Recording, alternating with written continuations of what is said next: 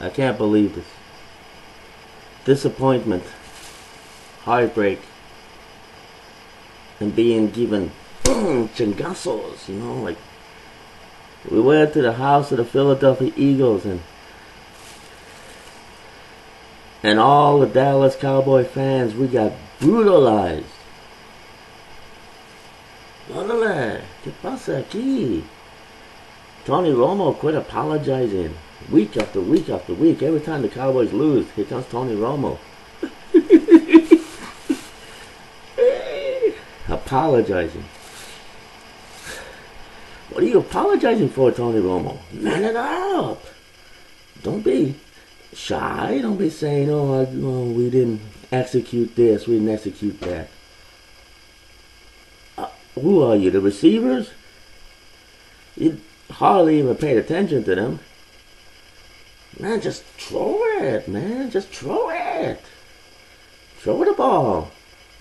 If Miles Austin, after all these years, can't catch a simple little pass, then apologize. But I was watching the game, man, in Philadelphia. We may have been brutalized, but what I also saw, like, you didn't even want to throw it to Miles Austin. He was open. He was just being covered by 1 and 2 people. Like Jason Witten, you think he ran without a helmet one time, Vato? Man, he was like taking it for the team. And you're telling me you can't throw it because he's being double covered? And Des Bryant? Oh, sure. I've seen him lately. This is not the same Des Bryant. Hey, you don't have a Terrell Owens here. You get yourself some, a great team. You gotta man it up, Tony. Stop apologizing. Stop showing up to these press conferences and saying, I'm the one with the paper bag. I'm the one with the issues. We Dallas Cowboy fans, we're the ones that got beaten up. The little boys and girls who put on the Cowboy jerseys. They're like got chingazos, it's child abuse. Philadelphia Eagles. Now we're going up against Seattle. We're going up against other teams that under normal circumstances we could beat.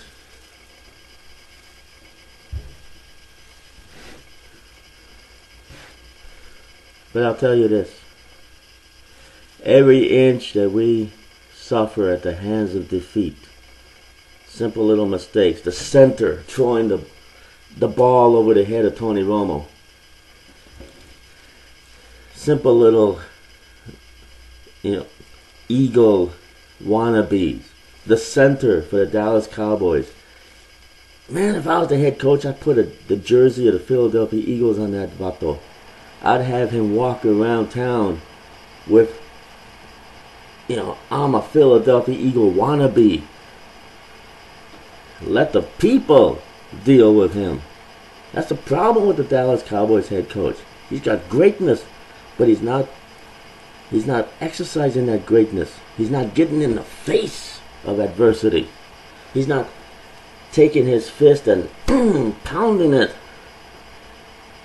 into the demons that are disappointing. We Dallas Cowboy fans, we are getting beaten up. You don't see us apologizing. You don't see us going up to the microphone and saying, we didn't execute. We're not Tony Romo. Hey, I don't mean to say anything bad about Danny White, but hey, I give Danny White his proper respects. But Tony Romo, you're a great quarterback. I've seen you make your moves. You've been busting your moves out there. Playing injured. Nobody shows you respect, but this one here. I know what it's like to be a great quarterback. Just look at me. Is this going to be Tony Romo when he's my age? You got to stop apologizing. You got to help me take this plastic bag off of my head so I can show up at the games and say, that's my boy out there. So he can look into the audience and say, no, that's not my daddy. No, not that one. No. What are we going to do? If every time we get up and we go into Philadelphia, the only thing we can do is be set up. Be set up by, let's party, let's drink, we're in their house, let's get their wild women. You think Philadelphia doesn't do all those things? They do it better because the Cowboys come into town and the Philadelphia Eagles say, and the Cowboys, they say, yes sir, master. That's not what the Dallas Cowboys have been all about all these decades. You think Roger Staubach went into the Philadelphia Eagles and said, we didn't execute. No, he went into the house and he said, I don't want to hang out with them. I want to beat them.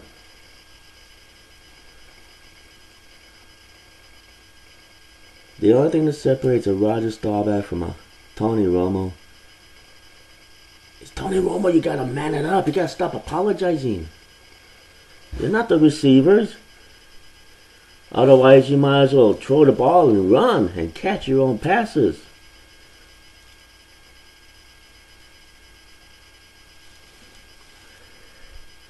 The offensive line is way too small.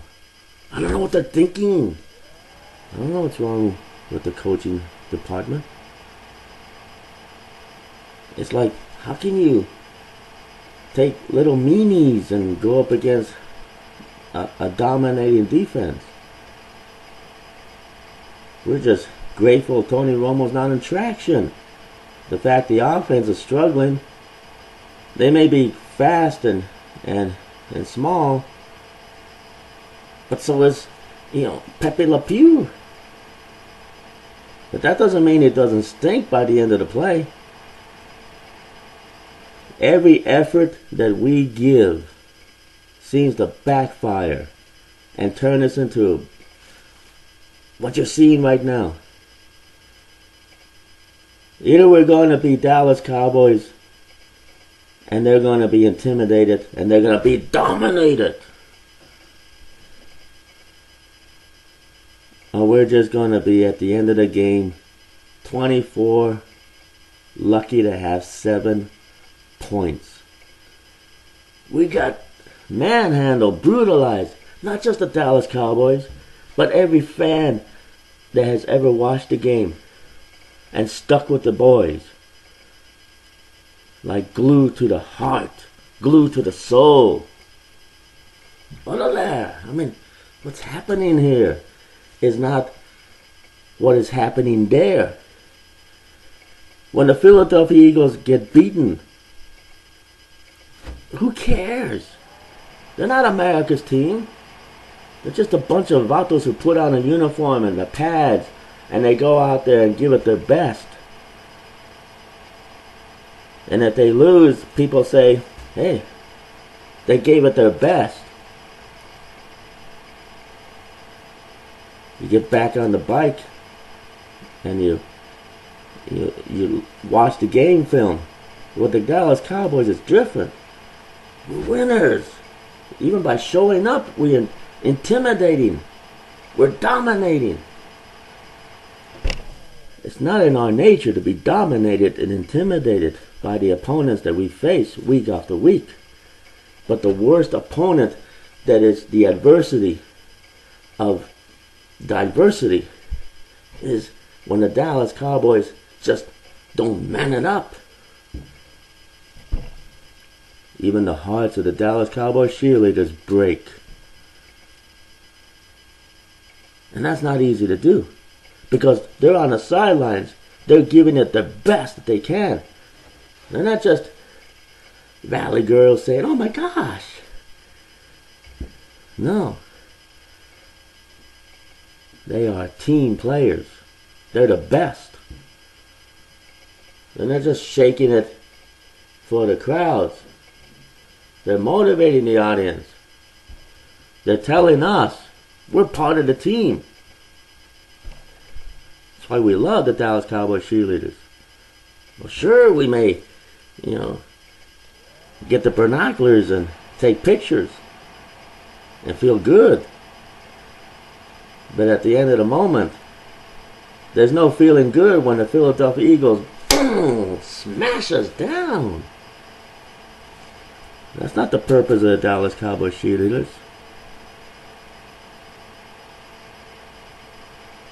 I'm saying from my heart, Tony Romo, you gotta stop apologizing. Because every time you apologize, every time we lose, it's like, you're not my boy, you're like me, look at me. Is this what you want to be in 20 years, Tony? You want to be like this? And I don't even apologize. I'm a great quarterback. But feeling very dislocated, like we got beaten up by the Philadelphia Eagles, a team that we could beat. And that's the worst thing about it. When you know you can beat them, and the only thing that comes out of us is air. Oh man, Jerry Jones, it's not easy being us. I saw the tears in your eyes. These are moments where the adversity is the door. And when we open it, we get beaten.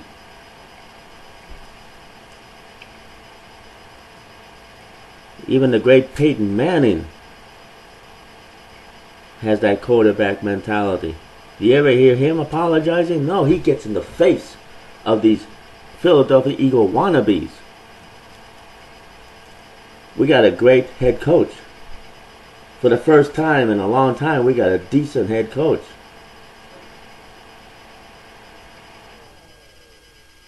And I think maybe it's time for JG to be putting the Philadelphia Eagle jersey on these Cowboy players. Like the center. What is this? The center. He throws the ball over the head of Tony Romo. What is this guy? A Philadelphia Eagle wannabe? When the Seattle Seahawks come to town, is the center going to be wearing a Seahawks badge of honor saying, I'm going to F-U-K? I'm going to help the Seattle Seahawks. Is that what the center is conspiring with himself?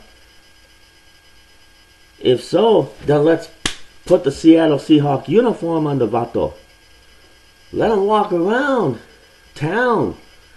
Let him tell all the Dallas Cowboy fans. Let him tell all the little Dallas Cowboy, boys and girls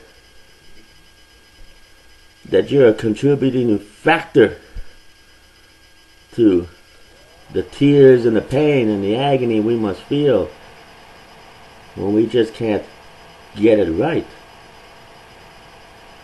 Tony Romo's a great quarterback, but hey, if he's got to watch his back because the center is, throwing the ball way over his head, and here goes the ball, he's got to go run for it.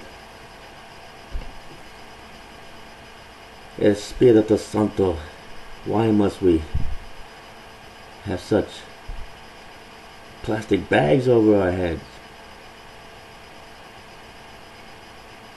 Well, I have said my piece.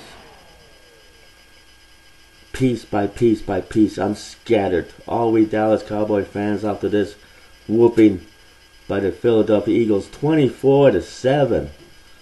Or was it 6? I don't remember. Because our pain is all over Philadelphia. And we carry it back to Texas Stadium, to the Cowboys Stadium.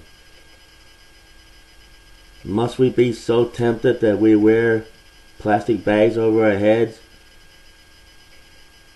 Is this what we have come to? Because underneath are the bruises that we don't want to reveal, but the rest of the other teams, they lose games. It's just a football game to them. But not to the Texans. This is our passion. This is us. La Familia. This is family. It's getting to the point where Uncle Bob comes into the house and we're like, man, here comes a Seattle Seahawk, you know? I can't see beyond the bruising. I'm trying to find my senses in all this. Okay, I've said my piece, and you feel my pain. And for those of you who are fans of other football teams, your fist is in our face. But I'm telling you, when we get it right, our foot is going to be up your ass. When we get it right, we're going to shock and awe you. We're going to take all you Seattle Seahawks and we're going to pound you down. We're going to take you New York Giants, and you're going to be down with the clowns. I mean no disrespect to the other team's fans. We have that brother and sisterhood with you. But I say, it's not a game. It's a fist fight. But that doesn't mean we can't, at the end of the game, shake each other's hands and say, we gave it our best. And so did you. Congratulations. See you next time.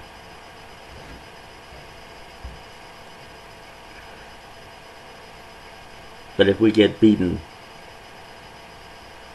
it means we won't be at the Super Bowl. And that means you're not going to see a great game. You're just going to see a better game. And if that makes no sense to you, it's because look who's talking to you. Oh man. I go back to